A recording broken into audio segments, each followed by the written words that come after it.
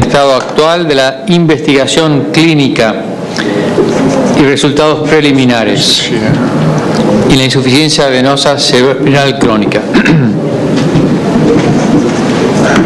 Ya escucharon en la primera presentación, la esclerosis múltiple es una enfermedad crónica y debilitante del sistema neurológico de etiología aún desconocida y comúnmente se considera como un trastorno autoinmune. Muchos hallazgos son difíciles de explicar dentro de este paradigma de la autoinmunidad, y una terapia eficiente que pueda proteger al paciente de recaídas y progresión de la enfermedad no existe en la actualidad. Esto es muy importante. Y entonces este descubrimiento reciente de CSSVI ha dado esperanza a algunos pacientes y a médicos. Inicialmente pensamos que la CSSVI era el componente de la enfermedad, pero ahora interpretamos que la esclerosis múltiple no es CSSVI, sino que es una patología distinta asociada con esta enfermedad neurológica, y quizá el CSSVI, o sea, la insuficiencia venosa cerebroespinal crónica, no provoca la esclerosis múltiple, pero es uno de los factores que provoca la esclerosis múltiple, o para hacer que esta enfermedad sea activa y progresiva. Desde que la insuficiencia venosa cerebroespinal afecta el flujo de sangre, el cerebro, un órgano vital, en muchos médicos es razonable desbloquear esta obstrucción para mejorar el flujo venoso en el cerebro. Tenemos entonces algunas guías ya publicadas en el 2009 por International Phlebology sobre las malformaciones venosas, y este documento dice que la insuficiencia venosa cerebroespinal crónica es una malformación franca venosa y la causa sospechada de la esclerosis múltiple. Los autores expertos de este documento recomiendan un escaneo dúplex para el como primera prueba diagnóstica de estos pacientes, y en algunos pacientes también la resonancia magnética se recomienda. Y lo que es muy importante, hay lesiones que obstruyen el flujo de salida y el drenaje de un órgano vital, por ejemplo el hígado o el cerebro, y hay que descargar esta obstrucción. Entonces hay algunas recomendaciones sobre estos procedimientos.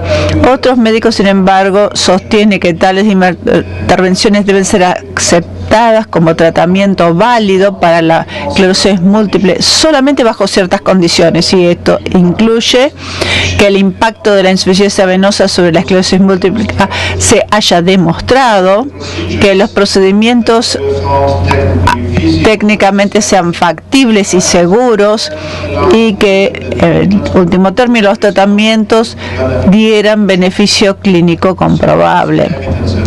Entonces, ¿qué evidencia tenemos en este momento?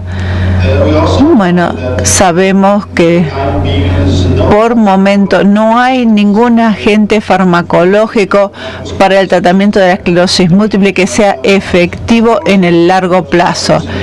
Los médicos están usando muchos componentes farmacéuticos, pero su efecto dura unos pocos años, y después a 10 a 15 años los resultados de estos medicamentos y los placebos son iguales.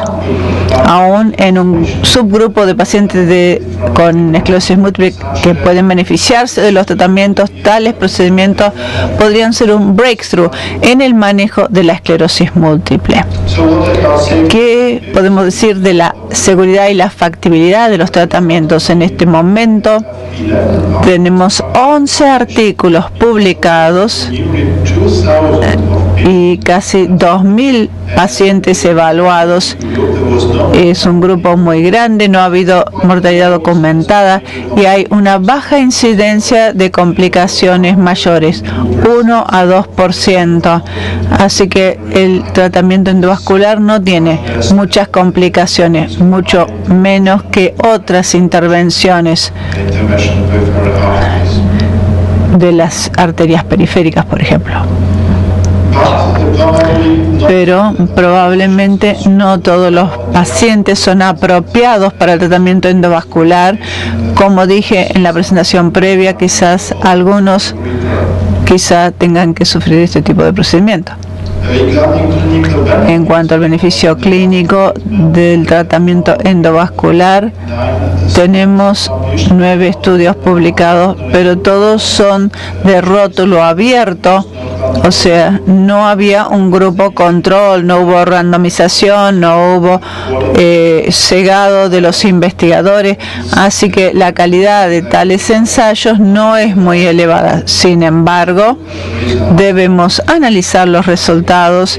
Como pueden ver, participaron más de 1.248 pacientes y los estudios se realizaron en distintos países.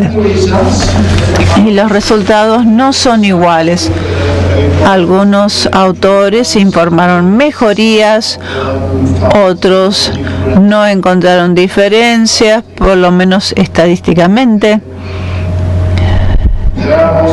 También hay 2 estudios, uno ya publicado del equipo del Dr. Zamboni, fue un estudio crossover con 15 pacientes, un grupo pequeño, pero encontraron una mejoría estadísticamente significativa en cuanto a carga de plaquetas a los 6 meses de seguimiento.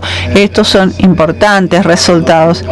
Y el otro estudio de Hubbard, aún no publicado, de los Estados Unidos, encontraron una normalización de la resonancia magnética funcional usando la técnica BOLD después del tratamiento endovascular. Resultados de los estudios.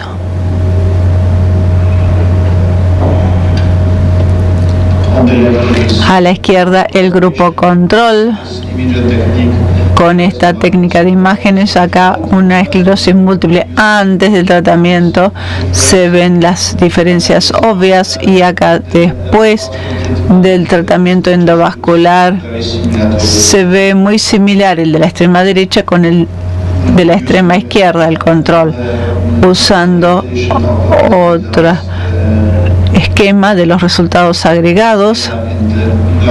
En negro, resultados normales; en rojo,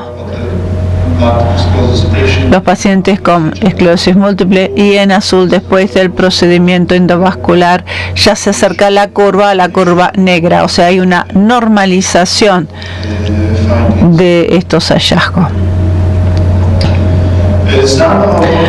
Algunos de los médicos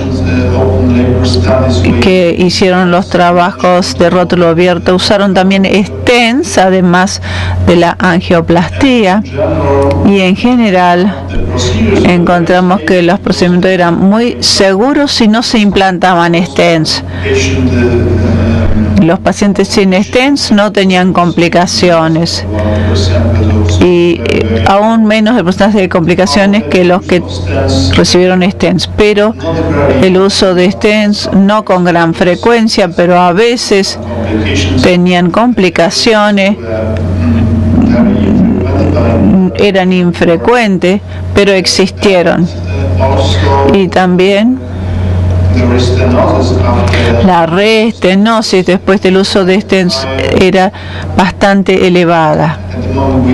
En este momento no sabemos bien si se usa una técnica inadecuada, o hubo un recoil elástico, o hubo una acción que provocó cicatrices, o simplemente progresión de la insuficiencia venosa cerebroespinal crónica, pero la tasa de reestenosis en muchos de estos ensayos fue bastante alto con los stents, y bueno, hay bastante lugar para mejoría en cuanto a la técnica endovascular. Analizando los datos de los estudios y los síntomas que mejoraron y no, encontramos algunos dominios con claro beneficio y otros no mejoraron para nada. Por ejemplo, la mayoría de los estudios revelaron que mejoró la fatiga crónica después del tratamiento y algunos otros síntomas que podrían mejorar después del tratamiento, como los dolores de cabeza, control de la vejiga, problemas de equilibrio, parestesia y extremidades frías, el deterioro en el caminar, las piernas débiles. Esto generalmente no mejora. En algunos pacientes, lamentablemente, hubo deterioro de su condición clínica y no sabemos si se debió al procedimiento o simplemente el curso natural de la enfermedad. Sin embargo, algunos pacientes pueden sufrir un deterioro después del tratamiento. Estos son nuestros resultados de nuestro ensayo clínico de rótulo abierto, y ya les mencioné que mejoró la fatiga crónica. Hubo 340 pacientes con esclerosis múltiple. Evaluamos el nivel de fatiga crónica a los 6 meses después de tratamiento. Acá vemos los datos demográficos de los pacientes.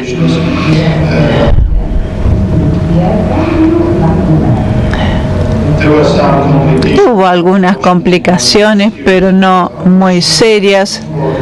2,4% total de estas complicaciones y problemas técnicas relativas al procedimiento.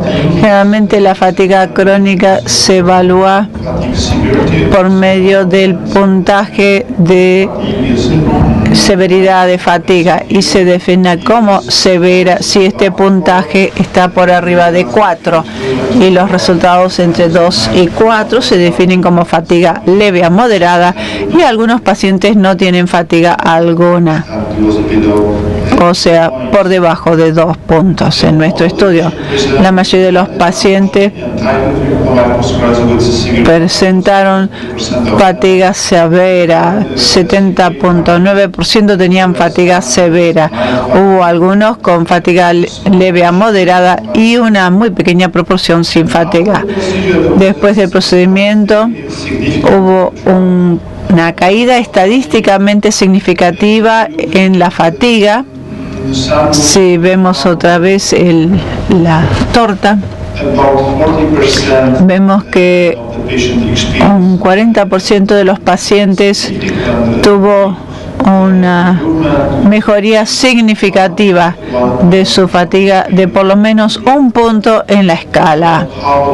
La mitad de los pacientes no tuvieron una diferencia muy grande y una pequeña proporción de los pacientes tuvieron un empeoramiento de su fatiga. Cuando se analizó o se analizaron los subgrupos antes de tratamiento, la mayoría de los pacientes tenían fatiga severa y había algunos sin fatiga después del tratamiento. Esta fracción de pacientes, bajó la proporción marcadamente y pasaron al grupo moderado o leve y al grupo sin fatiga. Entonces ven acá cómo cambió esto y por lo tanto el tratamiento fue efectivo, por lo menos en este dominio. Lo que es interesante es que esta mejoría solamente se veía en los pacientes con fatiga severa. Los que no tenían fatiga antes del procedimiento no tuvieron ninguna diferencia. Los que tenían fatiga leve a moderada, Algunos no tuvieron cambios, algunos mejoraron, algunos empeoraron, en general fue lo mismo. Y acá estos pacientes con fatiga severa, la mayoría mejoró. Así que la fatiga crónica era la indicación para el tratamiento. Bueno, hay que entonces tratar los que tienen fatiga severa. Lo interesante, las variables tales como el sexo del paciente, edad, duración de la enfermedad, localización de las lesiones vasculares, no tenía nada que ver con el resultado clínico. Bueno, ¿es un vaso medio lleno o medio vacío? Bueno, depende de su punto de vista. De hecho, necesitamos estudios mejor diseñados y ensayos controlados, randomizados con un simulacro de cirugía. Hay 4 ensayos que se están realizando en Estados Unidos, 2, uno en Italia y otro en Australia, y se planifica realizar 2 más, uno en Reino Unido y otro en Canadá. Esperemos que tengamos más datos y quizá estos datos sean también tan buenos como los del estudio de rótulo abierto. Nuevamente quiero invitarlos a Polonia en febrero de este año. Muchísimas gracias.